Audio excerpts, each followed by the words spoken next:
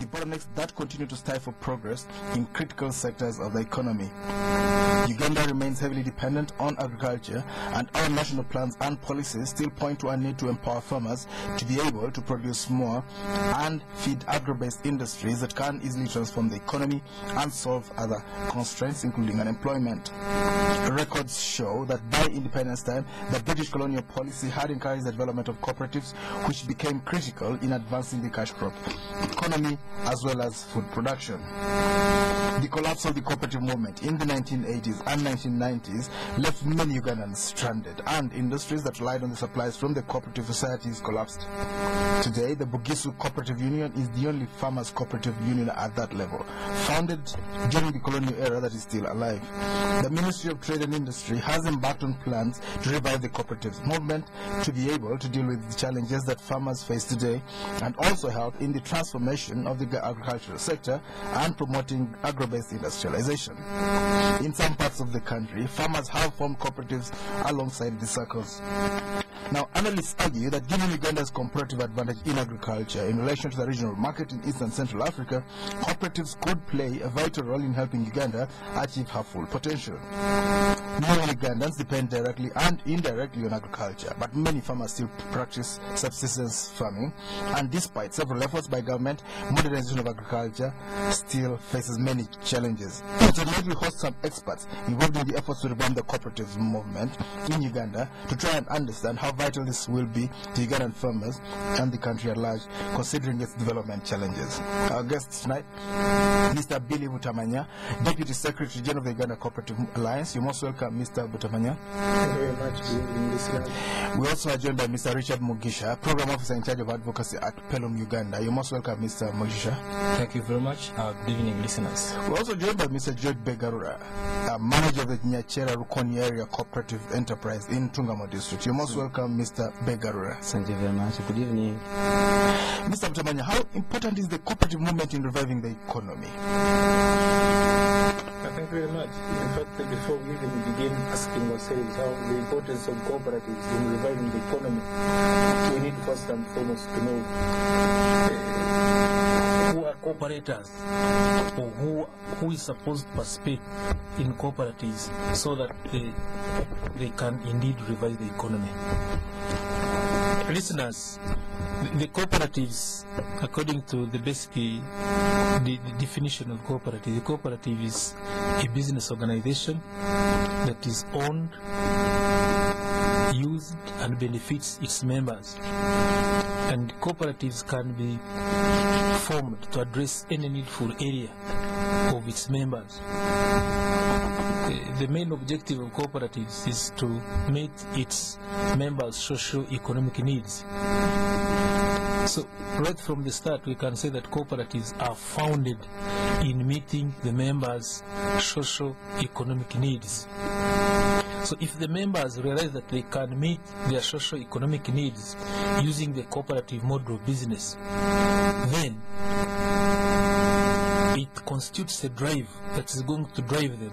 So that when they come together, they will work flat out to make sure that they use the cooperative to meet the needs for which they form these cooperatives. And this is the heart of cooperatives being able to spur the economic growth of this country, because they are formed to help the people meet their social economic needs. And once they have been formed, the owners of those cooperatives or the cooperators will do whatever it takes to make sure that they meet their needs. And so consequent to that, in what sectors are the people involved? Today, we say about 85% of Ugandans are engaged in agricultural production, and we see agricultural production being a sector which lends itself to being operated on a cooperative basis. In particular, cooperatives can support production by their members. Cooperatives can support value addition. by the members. Cooperatives can support marketing by the members. Cooperatives can support provision of financial services to their members so that the members can produce, can add value to their produce, can market their produce. So the contribution of cooperatives towards the economic development of their members is limitless, and we see it as a hope for Ugandans. You think it's a big vehicle, putting all the small farmers together in different cooperatives that can drive the economy? There is no question about that, because we've seen cooperatives do it. Cooperatives did it from the independence when we had the fastest economic growth rates in Africa. And today, if you meet people, the majority of people who are in above 40s, they will tell you they are products of cooperatives. We were able to go to schools, our fathers were able to build good houses, we were able to have a difference in our lives thanks to cooperatives. And we believe that cooperatives still have that potential, even to do it today in Uganda. Take us a little bit briefly back to the death of cooperatives. How did they die? We saw the death of cooperatives coming due to a number of factors. Those of you who were there, who have read the history of Uganda, you know that when the NRM government came to power, when we had the change of government in 1986, they were looking for new economic policies or new approaches to foster economic development in this country. And I think in 1990-92 that's when we had massive economic liberalization.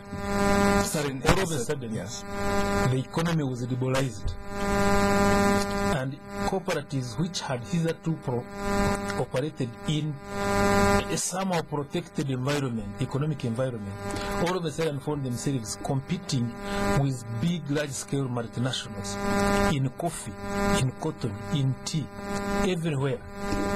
And remember, this is a Ugandan company competing with these big multinationals, and there was no hope for them. And at that time, as part of the liberalization process, the government withdrew the support to cooperatives. Yes, that it was providing to cooperatives. And therefore, the then cooperatives could not compete effectively with multinational corporations. And as a result, they were edged out of the market. That was number one. Then number two, I think it was 1992 when we had the government and civil service restructuring. At its said days, the Ministry of Cooperatives alone was employing 1,800 members of staff, and all these were doing nothing but supporting operations of cooperatives. Educating cooperators, supervising cooperatives, and making sure that the cooperatives function well. But all of a sudden, the ministry was totally done away with. It was left from 1,800. It remained with only 3 members of staff at head office. And surely, we are talking about young Ugandan cooperative enterprises. All of a sudden, having nobody to supervise them, nobody to support them. So they had no way but to collapse. I think another contributing factor was the control which the government exercised on cooperatives. If you read the law which was there before 1991, you'll find even before you elect a chairman or a chairperson, that person had to be approved by the minister. Before you appointed a manager, that manager had to be approved by the manager. It was like cooperatives were a department of government, and we had all the changes in the government, all the mismanagement of government, all the turbulence in government. It trickled down to cooperatives, right. And therefore cooperatives couldn't survive. Okay. Like many other governments did not survive. How many governments do you have by then? All right, okay. So we'll go deeper into that as we go further in this discussion. Richard, talk to us about how we revive the cooperatives. Yeah, it is important to understand that cooperatives play a vital role in national integration and unity through providing avenues for mobilization of citizens to embrace common goals and values. Given the nature of our economy that is supported by the agriculture sector, as it is commonly said that agriculture is the backbone of Uganda's economy. And when you look at the composition of the agriculture sector, it is the small-scale farmers. And it is not possible for a small-scale farm, for instance, to produce what is enough in terms of market and also enabling him them to bargain for a better price. Rather, it calls for a collective marketing, a collection of these farmers coming together, raising a number of producers that will be able to increase the market demand and also to be able to beat the market forces of demand and supply. So it is important that if these cooperatives are to be revived, they first of all understand what led the collapse of these cooperatives, but also understand how they can do better.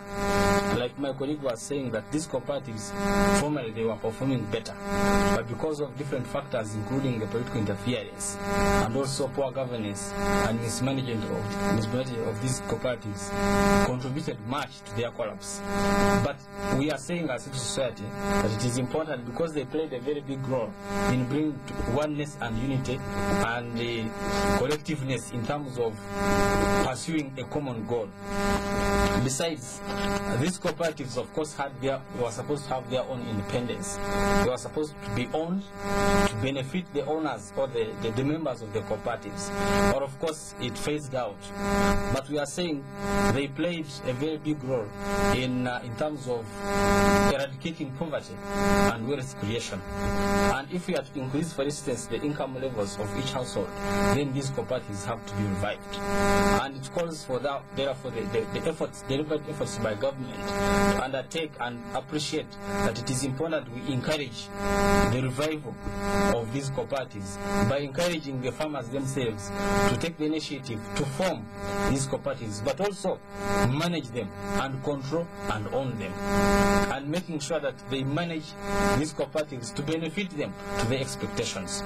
So it is important that if we are to realize, for instance, the government, the country's vision, which is prosperity for all, then there must be a deliberate effort by each key player, including the government, by creating a good policy environment that actually supports cooperatives that are communally owned. All right. Maybe Edmond, before we leave this point, yes, I recall vividly how the then leaders were telling us, look, we have liberated you from cooperatives. Because by then cooperatives were considered to be detrimental to people's development efforts. But when cooperatives started experiencing problems in the early 1990s, even late 1990s, people did not develop. Actually, people became worse off without cooperatives. And now we even have our leaders telling people that, look, form groups so that you can access support, form groups so that you can have organized production, right, form groups so that you can market together, form groups so that you can have a bigger bargaining voice in the market. Therefore, you can't run away from them. For a group of people like Ugandans, in particular the small-scale producers, Uganda is basically smallholder production by our very nature, and I don't see ourselves running away from it. We need to find, an effective and efficient mechanism of bringing together the smallholder producers, aggregating or bulking their produce, and then marketing it together.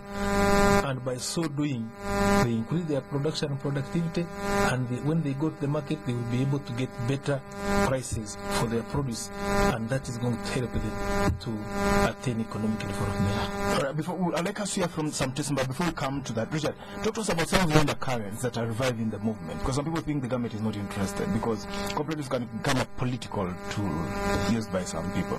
Talk to about civil society and government. What are you doing to help? As civil society, first of all, our biggest role is to mobilize communities. First of all, appreciate the contribution that they make towards the economic development. And we are saying that we must move from the rudimentary way of farming, or farming as a hobby, but farming as a business. Because we are looking at how do we then increase the household incomes. We are saying, since the biggest sector that is employing the biggest population of this country are in agriculture, and we are also in agriculture civil society, we want to bring these farmers together. We want to also have the government, in terms of the policy makers, to first of all give them inform a policy environment, developing the necessary policies, legal framework that actually supports the formation of these cooperatives, for instance. And we are creating space and platforms where the farmers come and engage directly with the policy makers by expressing the challenges that they go through, but also proposing the alternative solutions, because of course they are the ones that actually know what they are going through. So by expressing them, definitely we inform the policy makers such that they are enabled, when they are making these policies, they are informed of what they are going to address.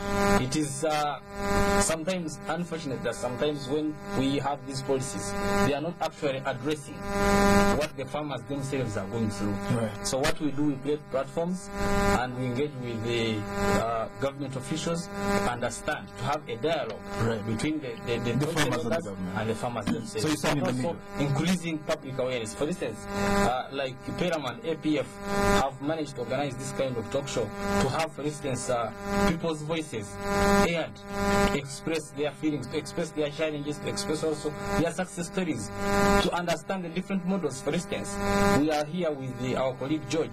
George is supposed to share with us the success story of a cooperative that is in Ntungamo. Recently, when I visited them, I realized that they are doing better, and I think we need to learn from them. All right. Let's get some lessons from Mr. George Begarura. Talk to us about how you've been able to do it. Explain to us about your cooperative society, Nyakyera-Rukoni Area Cooperative, and how you've been doing it. Thank you. Nyakyera-Rukoni is an area cooperative enterprise just formed by 25 rural produce organizations. Those 25 rural produce organizations are only on production part only. Yes. Then from there, after joining together, they formed what we call area cooperative enterprise. And the area cooperative enterprise is for collective and marketing those produces. It is to lobby for the farm, to lobby for higher prices. Yes. For those people. So what do you deal in? Talk to us. Goats or what? Our major enterprises are beans, coffee, maize, and dairy. Yes. We have started a cooling plant, which is now within 1 month starts operating. Okay. But on other enterprises, we have been successful. For example, with beans. The rural produce organizations just collect at their stores, then the area cooperative enterprise receives those produces to the main store, the ACE, then the ACE looks for the market. For example, last season, yes, we have been able to sell 250 metric tons of beans. 250 metric tons of beans to the World Food Program. We have been also able to sell 50 tons to buyers from Kigali. For maize, we have been selling to Kigali about 80 tons of maize, yes, to buyers from Kigali. Yeah, so basically you come together. Let's try to understand. For some people who live in the capital, do you have a big farm or do you have many small farmers? We have got small farms. Just okay. Let's take you back. This is our rural produce organization. In rural produce organizations, we have got 1,456 members. Yes. Each approximately with 2 acres of land. Yes. And on production, they produce at least 2 sacks, 3, some 5, but averagely there are 2 to 3 sacks of beans. So what happens when they harvest? You brought together many farmers. So after harvest, they just collect together. They come to the and sell in a market. Let's understand the process. Some people have lived in the capital of their lives. They get their 2 bags of maize. Yeah. They are member of your cooperative. Cooperative. They arrive at a center. At the center. Where you have a store. Yeah. And there's a man with a notebook, writes down your name, takes down, weighs the maize, and everything, and grades it, and puts it in one silo. Yeah. And then you congregate it and then begin to look for markets. We look for the market. Then after getting the market, we say the price that is a farmer gets is higher than if they went on their own with a bicycle. Yeah. Talking to men at the roadside. This is the price of the middleman being given by the middleman. So the cooperatives take out the middlemen. The middlemen at our place now are no longer there. And the cooperatives are owned by the farmers. They buy from the farmers. So whatever profit they make goes to the farmers. It goes to the farmers. So there's no middleman. No middleman. Billy, could you please talk to us about the different types of cooperatives that we have? You are at the center, Uganda Cooperative Alliance. Tell us about the different types of cooperatives. Thank you very much. But just before I answer this question, there is one area which I want to point. What is the government doing in terms of reviving cooperatives? Yes. Edmond, I recall in 1995, 96, I was involved in mobilizing people to form saving and credit cooperative societies.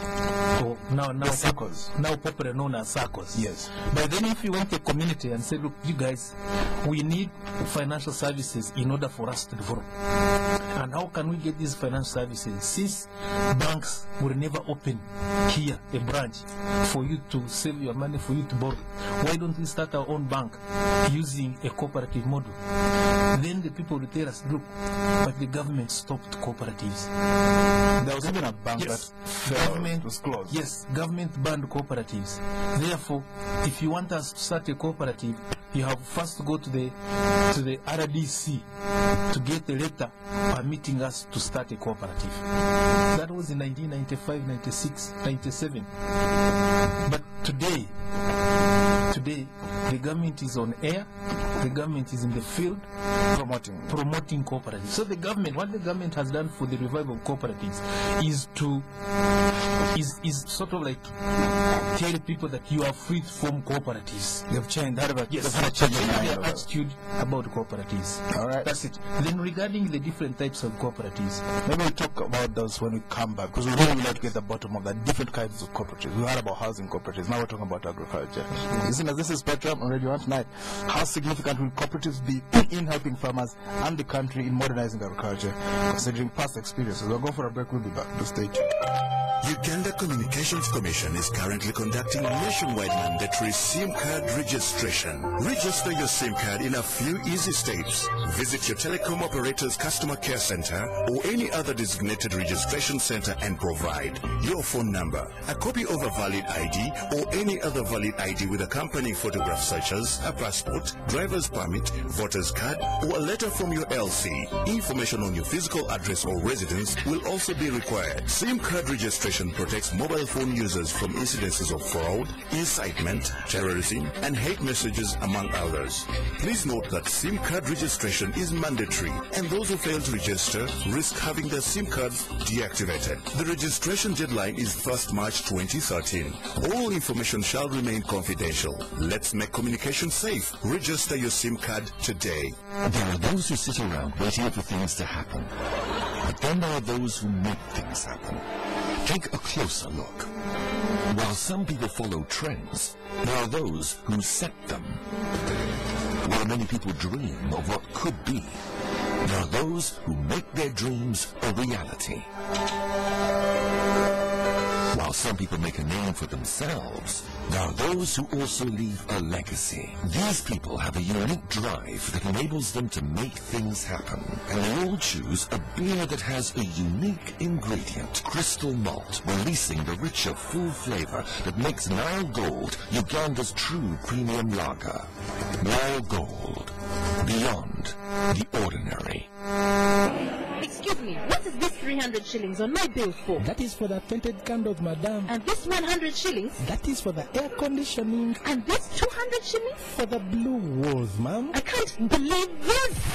Why pay for what you don't use or ask for? That's why we at Standard Chartered are introducing the Easy Go account, the first current account of its kind that gives you complete control of your banking charges. For more details, visit a Standard Chartered branch or call 0414 340077. Would you like to leave me a tip, please? Spectrum on Radio 1 FM 90.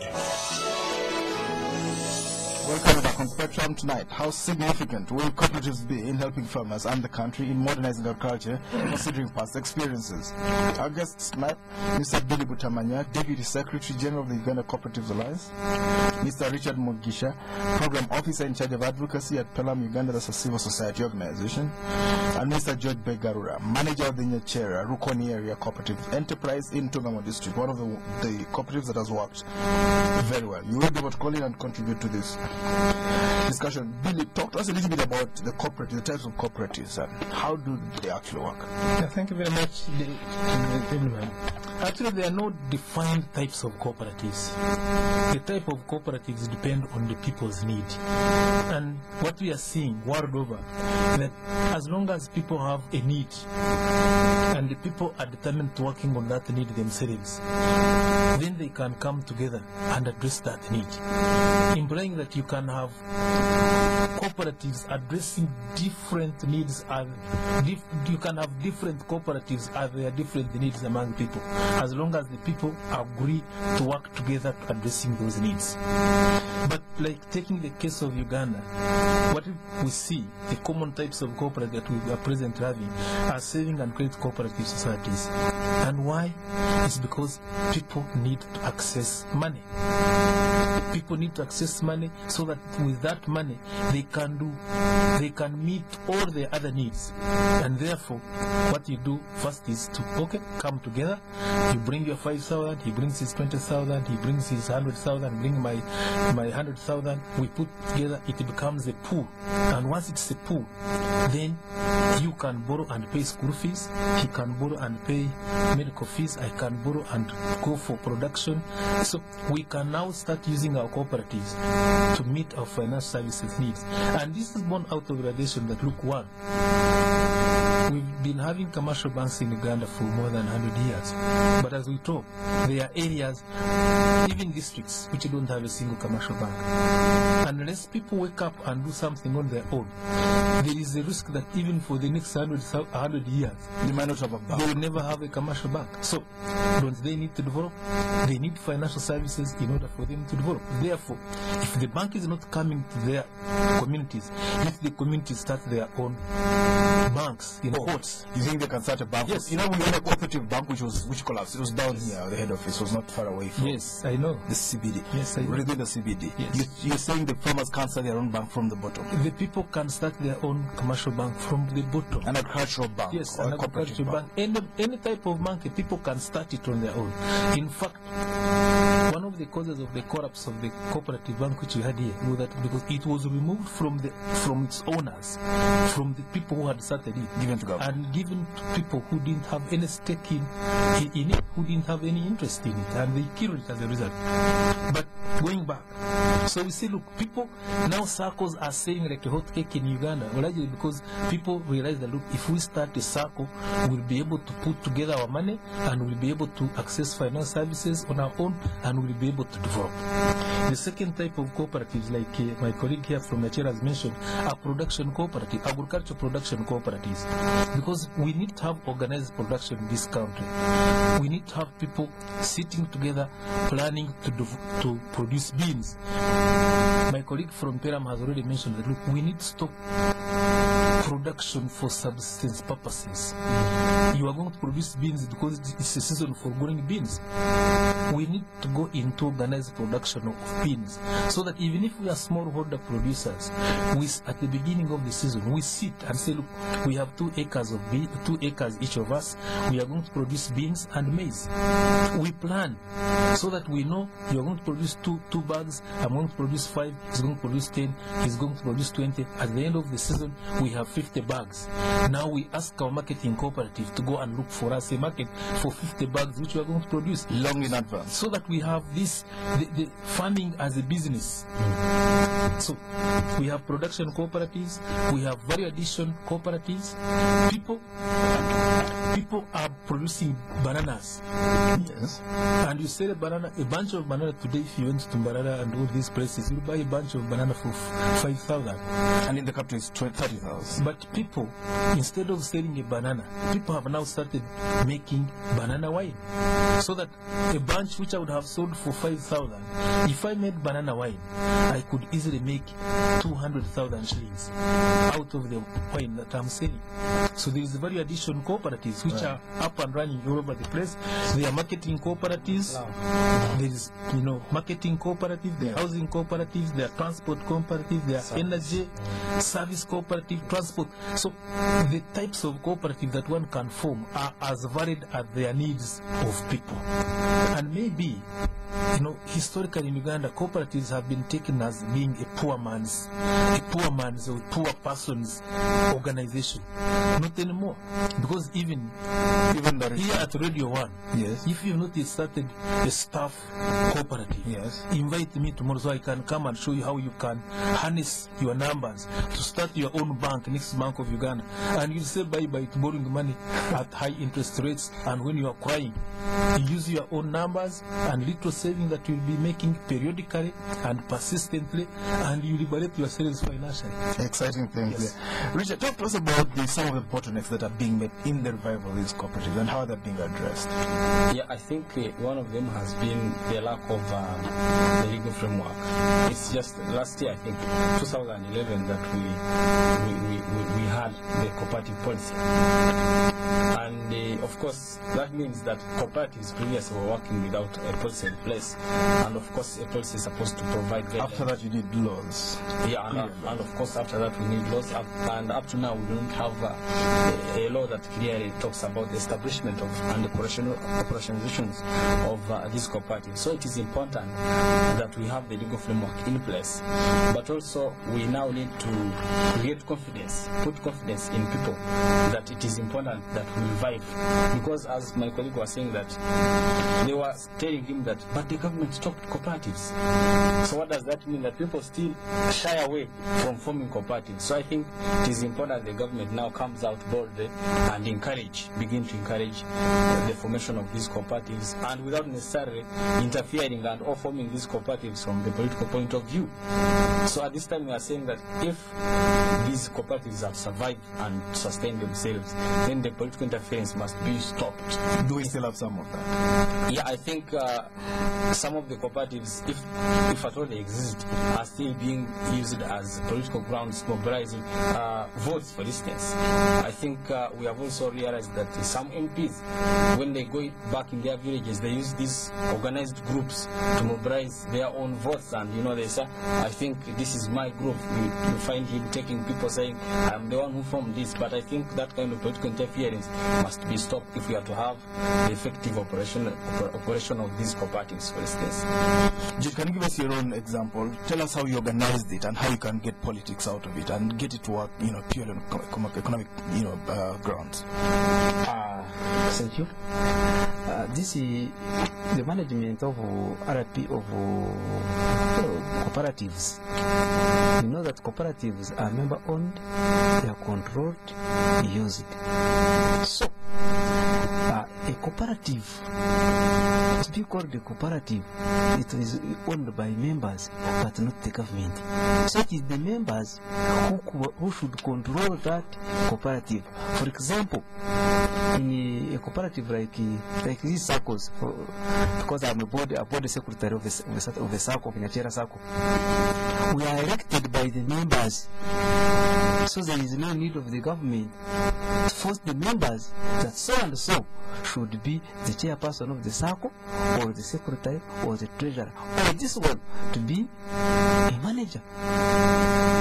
Yes. So it is the members are the only ones to control that, to control the cooperative. And how do you get people to qualify? You look at them, how do you get them? Is it an entire geographical area, or some people can be left out? If they're UPC or DP, you don't bring them in. How do you in fact, in cooperatives, there is no, this one is of a certain region, or is this sex? No, that one in cooperative. There's no discrimination. There is no discrimination. And how do you avoid being infiltrated by politicians? Okay, there is politicians comes if he is a member of the cooperative, he can be elected on the committee, but not that he is elected because he's a councillor, he's an area LP. No. You are elected because you qualify. Because you qualify. And the side of companies like you've been exporting things, selling things to the WFP, to the Rwandan, We don't have politics. When the politics enter, it destroys it. That cooperative must die. It's like a bin weevil. Yeah. Let's look at what you look at as being the future for your cooperatives, Nyakyera. How do you expect it to grow in the next 5 years? What do you expect it to be? Okay, for the next 5 years, Nyakyera-Rukoni. Nyakyera area cooperative enterprise, I think, will be a very big cooperative. It is from now at a level of a union, but I think it will be as big as a marketing board. Because I'm on the preparation of taking coffee to abroad, packaged or in pack it, grade it, and then export it to abroad. Processing, because I have contacts. I have made the program of taking coffee to abroad. So 5 years from now, we can expect to see brands, not commodities, but brands of your products, not maize, but branded maize sold in supermarkets. Maize, I'm no longer saying is this green maize. I'm turning it into flour and selling flour. So 5 years we'll probably it to and selling it to people in Rwanda. So 5 years we'll probably package it, Nyakyera, packaged, with the picture of the sun rising and other things, but with a name, a brand name, as a brand rather than a commodity. Yes. How much help do you need from external sources, government, civil society? How much help do you need to get there? A cooperative. What I need from the bank, I don't need a bank from these commercial banks. Really? I'm using my own circle because I'm a member of the circle. Circles, our circle, Nyakyera, those members of the RPOs are members of the ACE, are the same members of the what? Of the circle. So if I want a financial service, I go to the circle. They'll have the money. Then I get the money. Then the money I go for production. Then after producing, and the ACE markets the produce. Then the money is brought, is taken, is put on the circle's account. The circle reduces the first deducts its role. Then the balance is put to the account of the ACE. The ACE distributes that money, the remaining money, to individual accounts for farmers. So if you're a farmer and you're a member of a cooperative, all you need is land, and then you can get credit from the cooperative society. Yeah. What I need is the guarantee. Yeah. They'll give you money, you buy seeds, buy seeds, pesticides, fertilizers, the labor. And then 3 months later, if it's beans, then I start paying my produce. You take your beans to the market. Then after selling, then the circle gets its money. Richard, talk to us about structural bottlenecks of the revival of the cooperative movement. What are some of the things that could throttle it, an engine crash in this structure? Yeah, I think one of them has been poor leadership. I would say that our leaders have been reluctant in doing all that it takes to revive these cooperatives. At what level? The bottom level? I think at policy level, for instance. That's why it is even evident that up to now we don't have a cooperative law. Even we have not had the implementation of the policy. It's about, I think, 2 years down the road. Towards December last year, we held a breakfast meeting where we had the Commissioner of Cooperatives explaining. We tasked him to tell us how far they had gone with implementing the cooperative policy, having completed 2 years and it was supposed to be reviewed after 5 years. But we realized that they had not taken any step in implementing it. So before you know, the review period is over and there is nothing in place.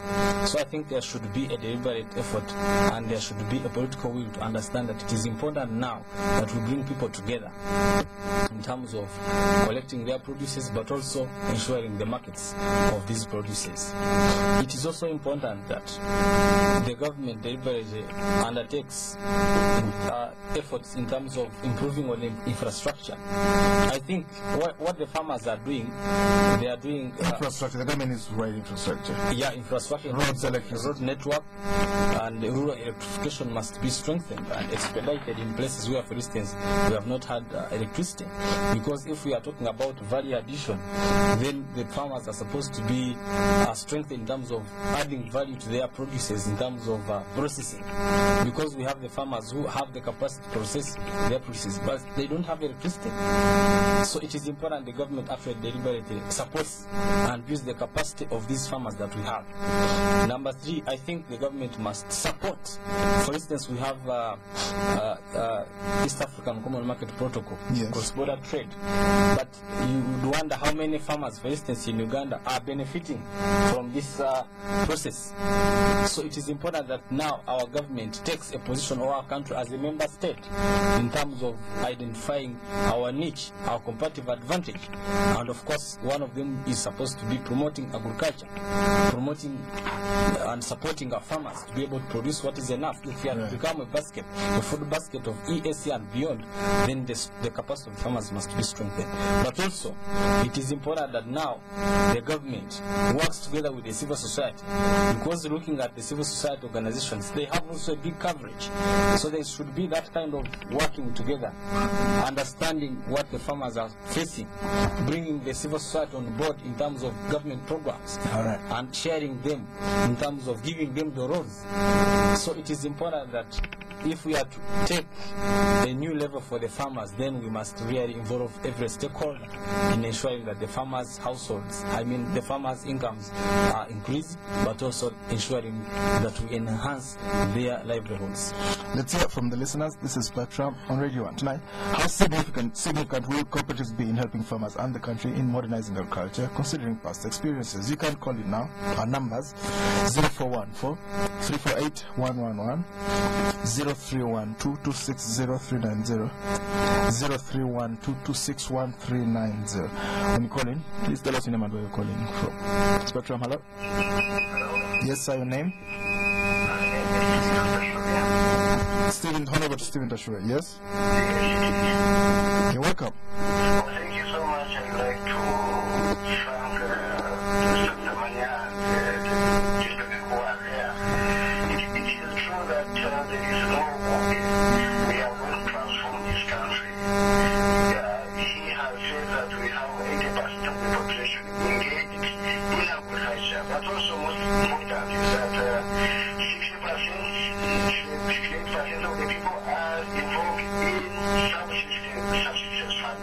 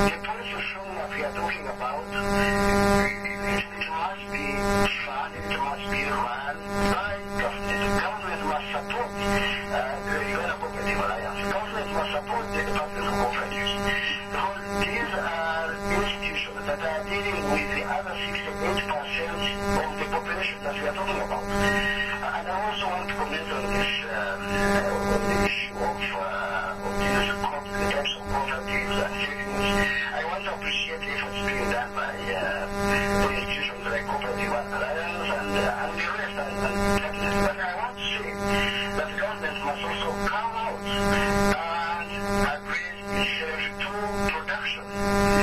Why do we promote circles at the expense of production? Because circles, by their very nature, mean savings and credit. In other words, you must save and then get credit, and then look for credit. Now, if you are not looking at the production side of it, if you are not moderating production cooperatives, what will the people save in order to access credit?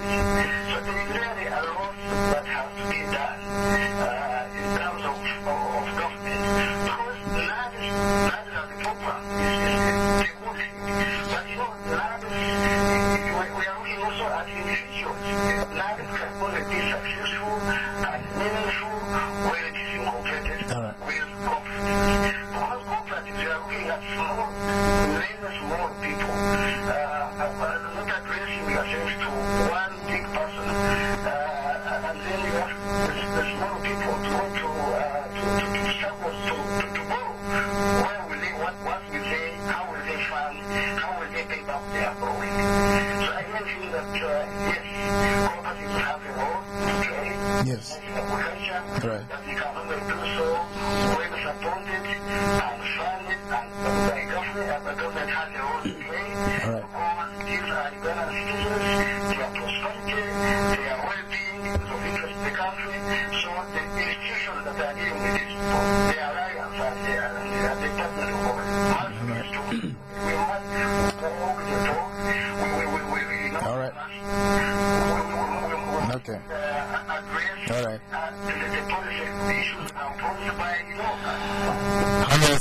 Thank you very much indeed for that contribution. Spectrum, hello? Yes, Martin. My question is, which institution in Uganda provides the circle business, and how effective is that institution in the provide the law? Because every day you wake up, you hear that I'm complaining, one and so on, and I read myself. So, which institution and how effective is that provide the law?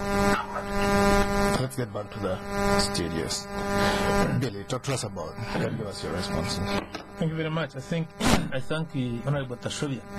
He has been instrumental in the revival of cooperatives in Ntungamo District and even in the whole country as large. Then the question in respect to mushrooming circles, who is responsible? I think, as my colleague mentioned right from this, cooperatives are started by the members themselves. So cooperatives are owned by the members who start those cooperatives. The men at the bottom. Yes. So the ones who come from Kampala. The people at the bottom are the ones who have the sole responsibility of making their cooperatives work. But then, having said that, who registers cooperatives is the Commissioner for Cooperatives in the Ministry of Trade, Industry and Cooperatives who registers cooperatives. So, and at the same time, he is the one who is responsible for regulating and supervising cooperatives. Therefore, the department has this responsibility of ensuring that any cooperative formed in Uganda operates in accordance with the law 1991, the regulations of 1992, and the bylaws which these fellows say they are going to transact their business in accordance with. Therefore, if you say who is responsible, it is the members first and foremost.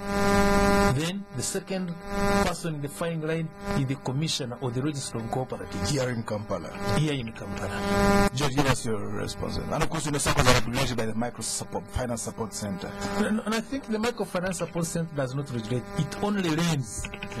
If you are a cooperative, who manages circles? The circles are managed by the owners. The owners, once we are like 100 people and we agree to form a circle, or even any other type of cooperative, we come together and form a cooperative. Out of ourselves, we elect a committee which is going to lead our cooperative. Right.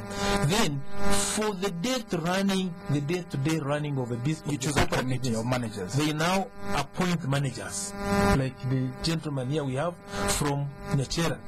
Then the committee appoints the manager to run the day-to-day running of the business. Right. So, now that's the hierarchy of responsibility. And then the circles of members vanish with people's money.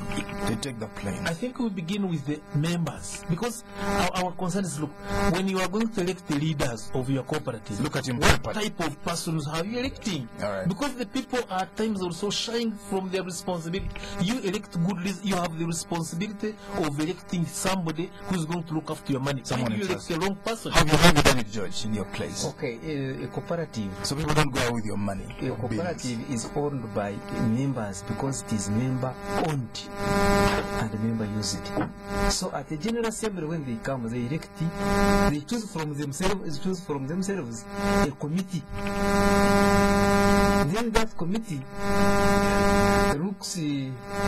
is responsible for supervising the management. So the chances of them, because these are people in your committee, they have houses, they have coffee plantations, they won't run away with They the cash. can't run away because they are your fellow members. All right, we have to go back. Before we go, Richard, talk to us about some of the other bottlenecks. Transportation isn't a big challenge. The World Bank thinks we don't have enough transportation infrastructure. Companies dealing with long-haul transportation. Yeah, I think it is important that we strengthen our regulatory regime in terms of ensuring that the infrastructure is addressed in terms of enabling the transportation of goods from one point to another. That even when we are going to encourage farmers to produce enough, still when the infrastructure is not addressed, then still they will find problems. So I think we need to have that kind of efforts to address the infrastructure problem. But also, we need to reduce on the political interference. Oh, some people still interfere. Yes, that political interference has to be addressed. Political interference, structural concerns like globalization, ushering in liberalization that allowed in or ushered in the multinational companies that actually competing our local farmers, our local cooperatives has to be regulated and be able to build the capacity of our farmers to produce what is there, but also encourage them to do agriculture as a business. And lastly, we need to have the active participation of key stakeholders, institutions like PELUM, institutions like APF, which is a network of professionals that are doing and creating. Thank you very much, dear guest. Mr. Billy Butamanya, Deputy Secretary General of the Uganda Cooperative Alliance. Thank you for coming to Spectrum. Mr.